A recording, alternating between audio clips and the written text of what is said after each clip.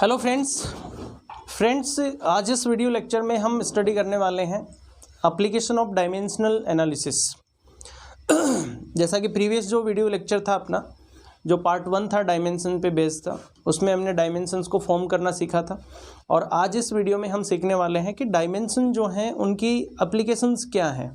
Means जो अपना dimensional analysis है उसकी हेल्प से अपन उसको प्रैक्टिकली यूज कैसे कर सकते हैं अपने सब्जेक्ट में। ठीक है, तो देखिए अपना जो फर्स्ट एप्लीकेशन है वो है to check the correctness of a given physical relation. Means dimensional analysis के थ्रू हम किसी फिजिकल रिलेशन को चेक कर सकते हैं that whether that relation is correct और नॉट। जैसे मान लीजिए कोई भी मैथमेटिकल एक्सप्रेशन है ना, कोई भी फॉर्मूला है, तो उसको हम चेक कर सकते हैं कि भाई वो फिजिकल रिलेशन जो है, यानी फिजिकल क्वांटिटीज़ में जो एक प्रॉपर रिलेशन है, क्या वो रिलेशन अपना करेक्ट है या फिर वो अपना इनकरेक्ट है। तो उसको हम चेक कर सकते हैं। जैसे हम एग्जाम्पल लेते हैं, इसमें एग्जाम्पल्स के थ्रू हम समझते हैं इन बातों को। जैसे मान लीजिए kinetic energy, so the kinetic energy formula is ½ mv²। अब ये जो अपना काइनेटिक एनर्जी का फॉर्मूला है ½ mv², ये सही है या गलत है, इसको हम कैसे चेक करेंगे। इसी तरह से जैसे हम एक फॉर्मूला लेते हैं, time period of a simple pendulum is t = 2π√L/g। जैसा कि आप सबने स्टडी किया होगा 11th-12th में। Time period of a simple pendulum, जो एक सिंपल पेंडुलम होता है अपना, उस सिंपल पेंडुलम के जो ऑसिलेशंस का टाइम होता है सिंपल हार्मोनिक मोशन में, सो टाइम पीरियड जो होता है सिंपल पेंडुलम का वो होता है 2π√L/g। इसी तरह से अपना काइनेटिक एनर्जी का फॉर्मूला होता है ½ mv²। ठीक है ना। तो ये जो रिलेशन है ये करेक्ट है कि इनकरेक्ट है, इनको हम डायमेंशनली चेक कर सकते हैं। देखो डायमेंशनल एनालिसिस क्या कहता है कि भाई कोई भी फिजिकल रिलेशन है, कोई भी मैथमेटिकल एक्सप्रेशन है, अगर वो करेक्ट है तो वो डेफिनेटली डायमेंशनली करेक्ट होगा ही होगा। और डायमेंशनली करेक्ट होने का मीनिंग है कि लेफ्ट हैंड साइड और राइट हैंड साइड की जो डायमेंशंस हैं वो इक्वल होनी चाहिए। ठीक है, जैसे यहाँ पे ये फॉर्मूला अपना, ये फॉर्मूला सही है या गलत है, हम इसको चेक करना चाहते हैं, तो इसके लिए हमें इसकी लेफ्ट हैंड साइड और राइट हैंड साइड की डायमेंशंस फाइंड आउट करनी चाहिए। अगर लेफ्ट हैंड साइड और राइट हैंड साइड की डायमेंशंस इक्वल हैं तो फिर हम ये कहेंगे कि भाई ये जो रिलेशन है ये डायमेंशनली करेक्ट है।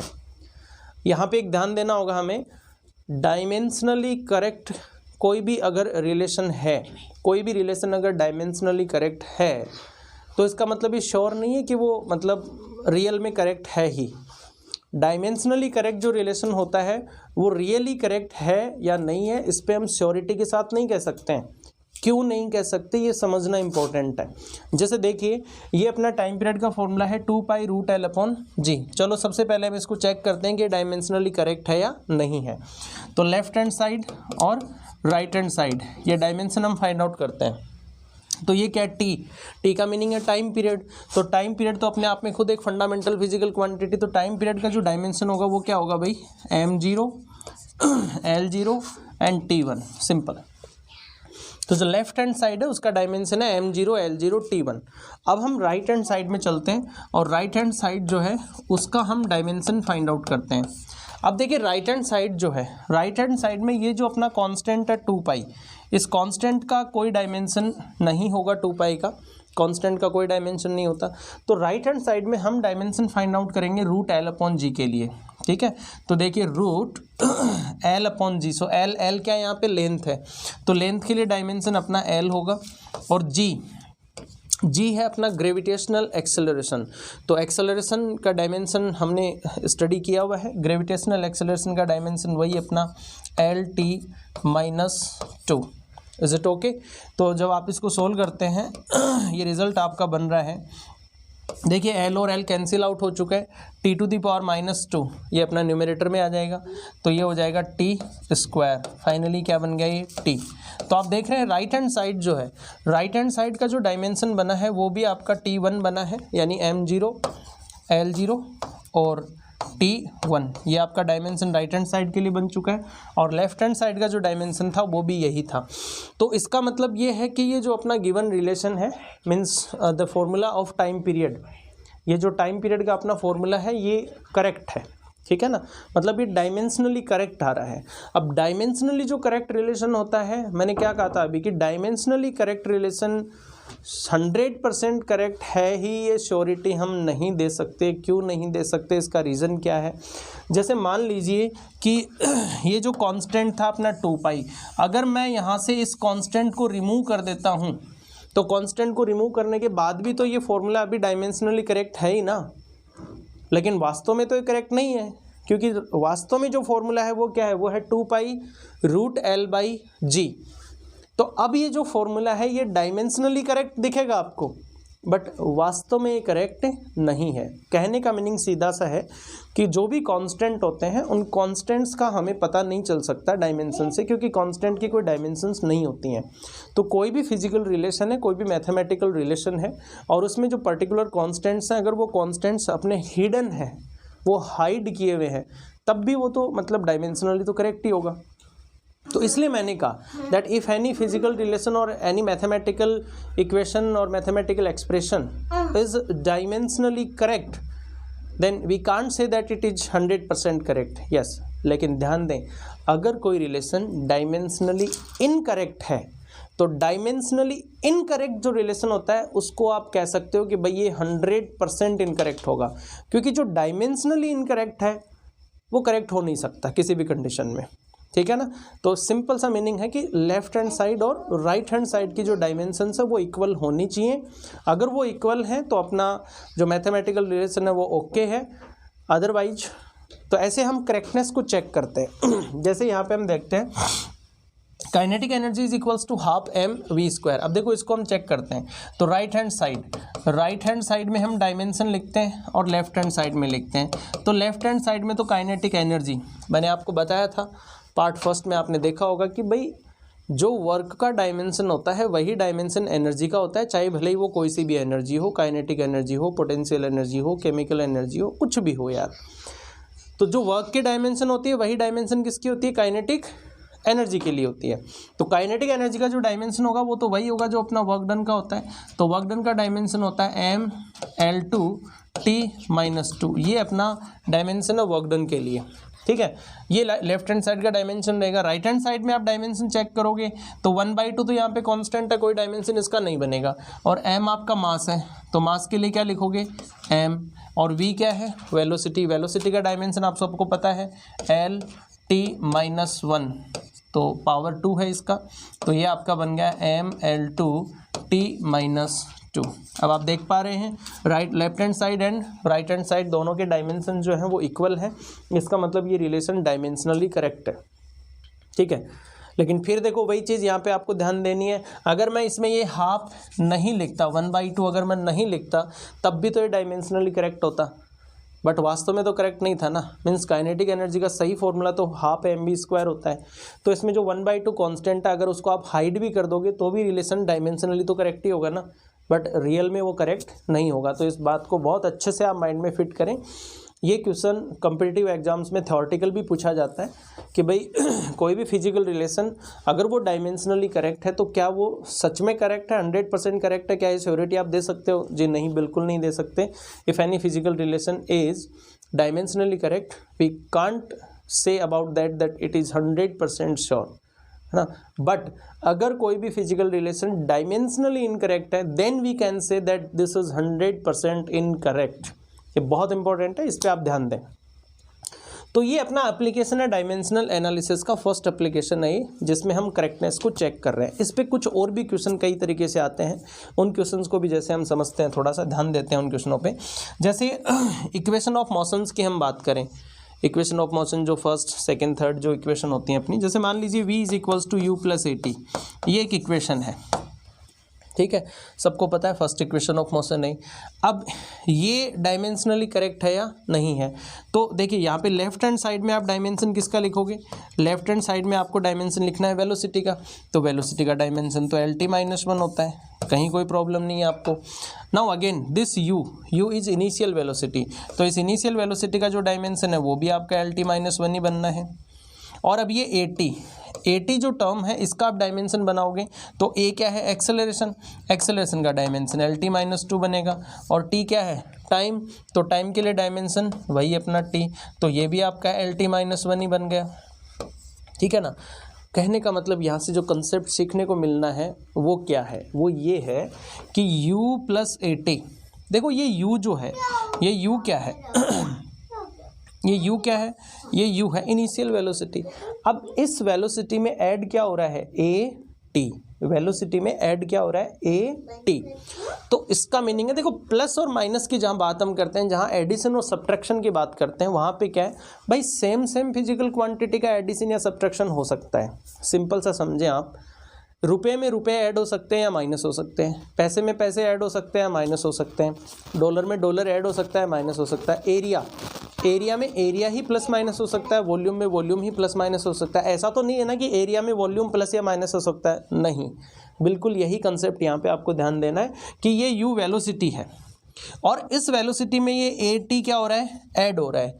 तो ऐड हो रहा है, इसका मतलब क्या है कि ये वेलोसिटी है, तो डेफिनेटली ये जो टर्म है ये भी आपकी वेलोसिटी ही है, यानी इसका डायमेंशन भी वही होगा जो वेलोसिटी का डायमेंशन होता है। तो इस तरह से जो इक्वेशंस हैं, इन इक्वेशंस पे बेस्ड कई बार ऐसे क्वेश्चन कॉम्पिटिटिव एग्जाम्स में डाल दिए जाते हैं जिनमें कॉन्स्टेंट्स के आपसे डायमेंशन पूछ ली जाती हैं। जैसे चलो अपन चलते हैं, एक क्वेश्चन इस पर पिक करते हैं अपन। तो यहाँ पे हम एक क्वेश्चन लेते हैं, ठीक है, उस क्वेश्चन के थ्रू अपन समझते हैं। तो क्वेश्चन जैसे मैंने एक इक्वेशन यहाँ पे ली है मान लीजिए x is equals to a t plus half b t square, ऐसा कोई मान लीजिए इक्वेशन है, आपको ये दे दिया गया और आपसे कहता है कि भाई इस इक्वेशन में जो x है वो x डिस्प्लेसमेंट को रिप्रेजेंट करता है। Here x displacement, x represent the displacement and t is here stands for time. जो t है वो अपना टाइम को रिप्रेजेंट करता है और जो x है वो डिस्प्लेसमेंट को रिप्रेजेंट करता है। अब आपसे ये पूछा जा रहा है कि a एंड b, ये जो दोनों कांस्टेंट आपको नज़र आ रहे हैं, इनका डायमेंशन क्या होगा, ये आपका क्वेश्चन है, ठीक है। तो अब इसको जो अभी अपन फिलहाल एप्लीकेशन स्टडी कर रहे हैं उसी से हम इसको सॉल्व करेंगे। देखिए, अगर ये आपको क्वेश्चन में गिवन है तो फर्स्ट ऑफ ऑल आप इसको डायमेंशनली करेक्ट मानेंगे, क्योंकि अगर गिवन है तो आप तो यही मान के चलेंगे कि डायमेंशनली करेक्ट है। तो डायमेंशनली अगर ये करेक्ट है तो इसका सीधा सा मतलब है कि भाई लेफ्ट हैंड साइड का डायमेंशन और राइट हैंड साइड के डायमेंशन इक्वल होंगे। लेफ्ट हैंड साइड में x कौन है, डिस्प्लेसमेंट है, डिस्प्लेसमेंट का डायमेंशन क्या होगा, m0 l1 t0, सिंपल है। अब आ जाइए आप राइट हैंड साइड में, तो राइट हैंड साइड में ए टी का डायमेंशन क्या होगा, अरे भाई ए टी का डायमेंशन वही होगा जो लेफ्ट हैंड साइड में x का डायमेंशन है। तो ए टी, ए अपना कांस्टेंट है, तो कांस्टेंट का मुझे नहीं पता क्या डायमेंशन है, वही तो मुझे फाइंड आउट करना है। और टी टाइम है, तो टी के लिए डायमेंशन क्या होगा, टी, तो इसको इक्वल कर दो यार। तो कांस्टेंट का जो डायमेंशन बनेगा ए इज इक्वल्स टू, वो क्या बन रहा है आपका m0 l1 t0 upon T. तो आपका आंसर है एल टी माइनस 1, सिंपल। यानी जो ये कांस्टेंट गिवन है इस कांस्टेंट का डायमेंशन रहेगा एल टी माइनस 1। इसी तरह से आपसे बी का भी तो डायमेंशन पूछ रहा है, देन अगेन वही अपना कंसेप्ट है, ये ए टी और इसमें प्लस हो रहा है, ए टी इसमें प्लस हो रहा है मतलब ये दोनों सेम फिजिकल क्वांटिटी हैं, ठीक है, सेम फिजिकल क्वांटिटी है और ये इक्वल है x के। तो मतलब ये जो फिजिकल क्वांटिटी, ये जो टर्म है, ये टर्म भी आपकी डिस्प्लेसमेंट है और ये जो कंप्लीट टर्म है ये भी आपकी क्या है, डिस्प्लेसमेंट है, ठीक है ना। तो अब यहाँ पे इसका डायमेंशन आपको फाइंड आउट करना है, हाफ बी टी स्क्वायर। तो हाफ तो कांस्टेंट रहेगा, बी जो है उसका डायमेंशन मुझे पता करना है, टी टाइम है, तो टाइम के लिए क्या लिखोगे, कैपिटल टी। अब इसको किसके इक्वल कर दोगे, डिस्प्लेसमेंट, तो डिस्प्लेसमेंट की इक्वेशन क्या है, डायमेंशन क्या है, एल। तो फाइनली बी का जो आंसर आ रहा है that is L upon T two and L T minus 2। तो जो कांस्टेंट b है उसका डायमेंशन रहेगा एल टी माइनस 2 और जो कांस्टेंट a है उसका डायमेंशन है एल टी माइनस 1। इस तरह के क्वेश्चन कॉम्पिटिटिव एग्जाम्स में आपको देखने को मिल जाएंगे। इसी तरह से जैसे मान लीजिए कुछ एक और एक वंडर वॉल गैस इक्वेशन होती है, उस पर भी जैसे क्वेश्चन मोस्टली कई बार आते रहते हैं और ये समझ गए होंगे। ये एक्चुअली मैंने जो अपना सेकेंड इक्वेशन है मोशन का, उसी को मैंने थोड़ा सा चेंज किया और उसी पे मैंने क्वेश्चन बनाया है। तो जैसे वंडर वॉल जो गैस इक्वेशन होती है उस पर भी बेस्ड कई बार क्वेश्चन पूछ लेते हैं, उसमें भी कुछ कांस्टेंट आते हैं ए और बी, तो उन पे भी आपसे डायमेंशन पूछे जाते हैं कि भाई यहाँ पे ए और बी जो है उसका डायमेंशन क्या होगा, ठीक है ना।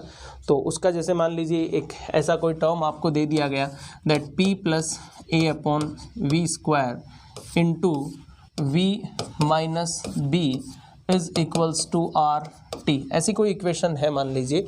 अब आपसे पूछता है कि भाई इस इक्वेशन में ए एंड बी जो कांस्टेंट हैं इनके डायमेंशन क्या होंगे बताइए। तो अब यहाँ पे देखो ध्यान दो, क्या कंसेप्ट यूज करोगे। अब आपसे क्वेश्चन में कहता है दैट यहाँ पे जो v है, इस v का मीनिंग है वॉल्यूम। ये जो v है ये वॉल्यूम को रिप्रेजेंट करता है यहाँ पे, और जो p है वो प्रेशर को रिप्रेजेंट करता है। p is here for pressure, v is here for volume. ठीक है, ये आपको अब a और b की आपसे डायमेंशन पूछी जा रही हैं, और r यहाँ पे यूनिवर्सल गैस कांस्टेंट है, और t जो है वो वहाँ पे टेम्परेचर है। ठीक है ना। तो अब आपसे डायमेंशन पूछ रहा है a एंड b की, भाई a और b की डायमेंशन क्या है ये बताओ। तो अब देखो b का डायमेंशन तो बिल्कुल सीधा सीधा है, आपको समझ में आ गया होगा। v माइनस b कह रहा है कि v वॉल्यूम है, यहाँ पे जो v है वो वॉल्यूम बताता है, और माइनस b v में से माइनस हो रहा है, यानी वॉल्यूम में से माइनस हो रहा है। अरे भाई वॉल्यूम में से माइनस हो रहा है तो इसका मतलब जो b है वो भी तो वॉल्यूम ही है। अभी अभी हम क्या बात कर रहे थे कि वॉल्यूम में वॉल्यूम ऐड या प्लस, मतलब प्लस या माइनस हो सकता है। एरिया है तो उसमें एरिया ही प्लस माइनस हो सकता है। तो ये v माइनस b, v को वॉल्यूम बता रहा है और b को उसमें से माइनस कर रहा है, तो इसका मतलब b भी वॉल्यूम ही है। ठीक है ना, यानी b का जो डायमेंशन होगा वो वही होगा जो वॉल्यूम का डायमेंशन है। तो वॉल्यूम का डायमेंशन क्या होता है L3, तो इस तरह से b का आपका डायमेंशन L3 हो गया, नो प्रॉब्लम। ठीक है ना, तो v माइनस b लिखा हुआ है उसके अकॉर्डिंग। अब यहाँ पे जैसे आपसे a, ये जो कांस्टेंट a है इसका भी डायमेंशन पूछ रहा है। अब अगेन वही चीज़ यहाँ पे फिर आपको यूज़ करनी है। p को प्रेशर बता रहा है, तो p plus a upon V square. So again वही है, जो डायमेंशन भाई प्रेशर का होगा ना वही dimension a upon V square का होगा, क्योंकि प्रेशर में ये ऐड हो रहा है a अपॉन वी स्क्वायर। तो प्रेशर का डायमेंशन क्या होता है, प्रेशर होता है फोर्स अपॉन एरिया। ठीक है, तो फोर्स अपॉन एरिया के हिसाब से जो प्रेशर है उसका डायमेंशन आप बना लीजिए। देखिए फोर्स अपॉन एरिया, तो फोर्स का डायमेंशन है, जो फोर्स होता है फोर्स के लिए डायमेंशन क्या होता है M L T minus two, area L2। So L and L cancel out, so M L minus one T minus two. ये आप देख रहे हैं प्रेशर का डायमेंशन है। और सेम डायमेंशन किसका होगा, a अपॉन वी स्क्वायर का। तो a तो कांस्टेंट है और v वॉल्यूम है, तो वॉल्यूम के लिए आपका डायमेंशन बनेगा L3 एंड स्क्वायर है तो L6 हो जाएगा। Finally a is equals to आ गया m l minus one L6 t minus two. तो ये आपका आंसर है m l to the power 5 t to the power minus two. तो इस तरह से जो कांस्टेंट a है उसका डायमेंशन है m l5 t minus two. तो ये अपना कंसेप्ट था कि किस तरह से हम कोई भी ऐसा क्वेश्चन आता है जिसमें कोई इक्वेशंस वगैरह डिज़ाइन की हुई होती हैं और उसमें प्लस या माइनस में कुछ टर्म्स गिवन है, तो हमेशा ध्यान रखें सेम फिजिकल क्वांटिटीज़ ही ऐड होती हैं और सेम फिजिकल क्वांटिटीज़ ही हमेशा क्या होती हैं, सब्ट्रैक्ट होती हैं। उसी के अकॉर्डिंग हमें कॉन्स्टेंट्स के डायमेंशन फाइंड आउट करने हैं। Okay, thanks.